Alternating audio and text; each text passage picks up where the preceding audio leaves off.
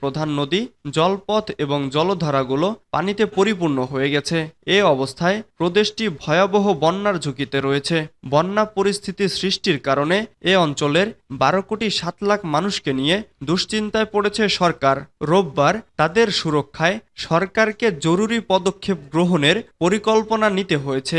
এমন ভয়াবহ বন্যা প্রতি 100 বছরে মাত্র একবারই দেখা যায়। সোমবার রয়টার্সকে খবরে বলা হয়েছে, বৈশ্বিক উষ্ণায়নের কারণে চীনের আবহাওয়ার ঘটনাগুলো তীব্র হয়ে উঠেছে।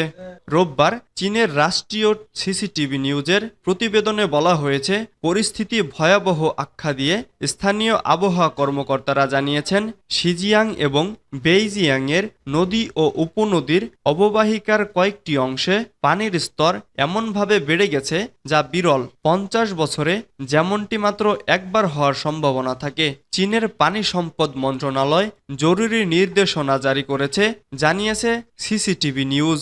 গুয়াংডংয়ের কর্মকর্তারা স্থানীয় পর্যায়ে বিভিন্ন বিভাগ এবং পৌরসভাগুলোকে প্রাকৃতিক বিপর্যয় এড়াতে জরুরি পরিকল্পনা নিতে শুরু করার আহ্বান জানিয়েছেন।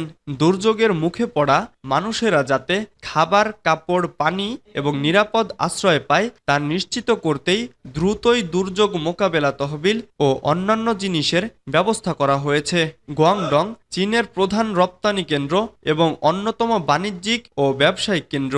কয়েকদিন ধরে প্রদেশটিতে ভারী বৃষ্টিপাতের সঙ্গে ঝড়ো হাওয়া বয়ে গেছে। এর প্রভাব পড়েছে চীনের অন্যান্য অঞ্চলেও। শনিবার রাতে শুরু হওয়ায় ভারী বৃষ্টিপাত চলছে এখনও। এতে গুয়াংডংয়ের মধ্য ও উত্তরে বহু জায়গায় ঝাওকিং, সাগুয়াং, কিংগুয়ান এবং জিয়াংমেন নগরীতেও পানিতে সয়লাব হয়েছে। সেসব জায়গায় মানুষকে উদ্ধারের জন্য উদ্ধারকর্মী পাঠানো হয়েছে। ভারী বৃষ্টিপাতে 65টির মতো ভূমিধসের ঘটনাও ঘটেছে। চীনে প্রায়ই এ ধরনের প্রাকৃতিক বিপর্যয়ের মুখোমুখি হয়, তবে গত কয়েক বছর ধরে দেশটিতে ভয়াবহ বন্যা, খরা এবং তীব্র দাবদাহ দেখা যাচ্ছে।